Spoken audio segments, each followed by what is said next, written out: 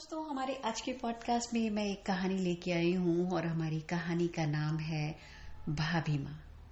मानसी आज बहुत खुश है क्योंकि आज उसकी ननंद लतिका का विवाह है और विवाह वाले घर में ढेर सारे काम होते हैं। मानसी मन ही मन सोच रही है कि कैसे उसने लतिका के लिए बहुत ही लोगों से मिली, लड़के देखे, परिवार देखे और बड़ी मुश्किल से दौड़ भाग करने के बाद उसे सुयश जैसा योग्य वर मिला।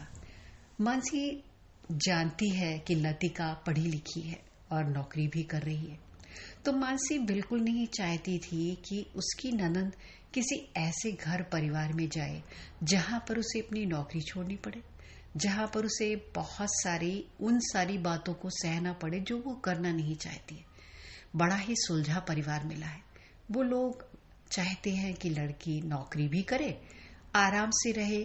उनका एक ही बेटा है जो कि उनको अपने बेटे से प्यार है, तो बहू को भी वो चाहते थे कि बहू भी बहुत सुंदर हो, गुड़ी हो, तो उन्हें किसी बात का कोई ऑब्जेक्शन नहीं है।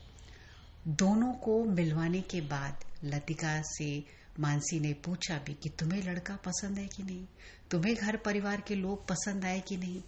और जब लतिका ने कहा कि हाँ भाभी माँ, मुझे पूरा परिवार ठीक लग रहा है, लड़का भी अच्छा लग रहा है और ये सब मुझे कुछ किसी भी चीज में रोकने वाले नहीं है, जो भी मैं करती हूँ, और मुझे लगता है कि आपने ठीक ही वर चुना है। अब बाकी तो रहने के बाद ही पता चलता है ना कि कैसा है। और सारी चीजों की जांच पड़ताल मानसी ने अच्छे से की, पता लगाया लड़के में कोई ऐप तो नहीं है, लड़का कैसा, परिवार का दोस्त कैसे, सारी जब अच्छे से तहकीकात कर ली तो आज वो विवाह का दिन आ गया।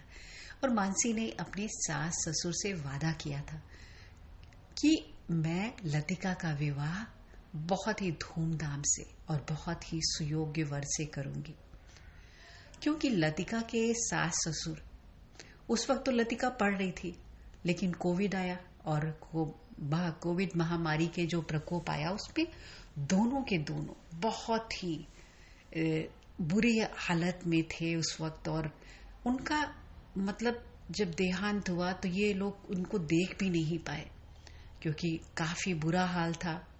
आप सबको पता होगा कोरोना की महामारी में क्या कुछ हुआ।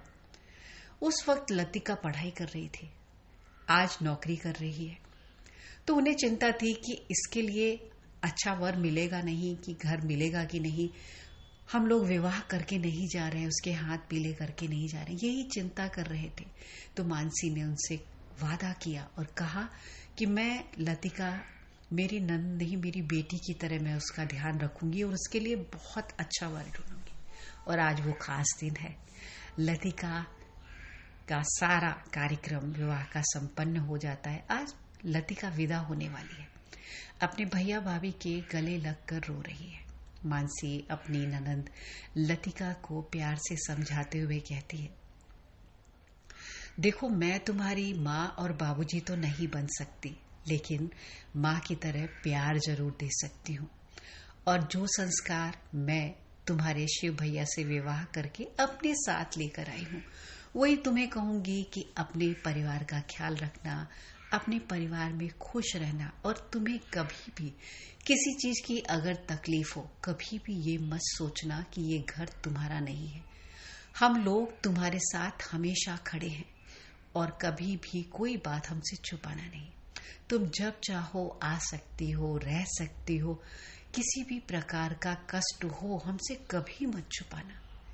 तुम्हारे शिव भैया बाबूजी की तरह तुम्हारा ध्यान रखेंगे, तुम्हारे साथ खड़े हैं, तुम्हारे साथ रहेंगे।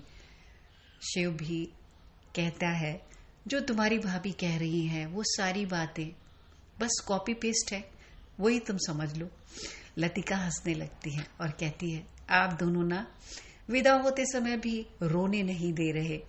तो वो कहती है, भाभी मानसी कहती है कि हम चाहते ही नहीं है कि तुम रोते हुए विदा हो, तुम हंसते हुए विदा हो, और जब पग फेरे की रस्म में वापस आओगी तो हम तुम्हारा बहुत प्यार से स्वागत करेंगे।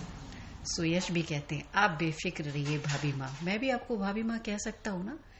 मानसी ने कहा, हाँ हाँ क्यों नहीं, मैं इसकी भाभी माँ तो तुम्हारी भी भाभी माँ, तुम भी मुझे भाभी माँ कह सकते हो। तो जब ये वापस आएगी तब मैं इससे पूछूंगी कि तुमने इसका कितना ख्याल रखा। लतिका अपने पति सुयश के साथ ससुराल वालों के लिए घर के लिए रवाना हो जाती है, विदा हो जाती है। शिव मानसी से कहते हैं कि तुमने तो बहुत अच्छे से सारी विवाह की जिम्मेदारियां बहुत अच्छे से निभाई और आज बाबूजी और माँ की आत्मा कितनी खुश होगी। मानसी और शिव बाबूजी और माँ के तस्वीर के सामने हाथ जोड़कर खड़े हो जाते हैं, कहते हैं विवाह संपन्न हो गया, लेकिन अभी एक समाचार आपको तब सुना पाऊंगा जब आपकी बिटिया रानी ससुराल से वापस आएंगी और वो भी खुश खुश। तब हमें लगेगा कि हमने जो कार्य हाथ में लिया था वो पूर्ण रूप से संपन्न हो गया। मानसी कहती है ऐसा ही होगा। तो दोस्तों, आपको ये कहानी कैसी लगी? मैं उपासना मिश्रा कुछ सोचे और बोले से